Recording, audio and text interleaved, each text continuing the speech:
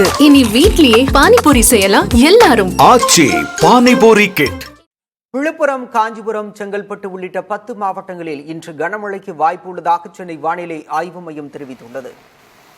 திருவண்ணாமலை, ராணிப்பேட்டை, வேலூர், திருப்பத்தூர், விழுப்புரம் மாவட்டங்களில் இன்று கனமழைக்கு வாய்ப்பு உள்ளதாக கணிக்கப்பட்டுள்ளது.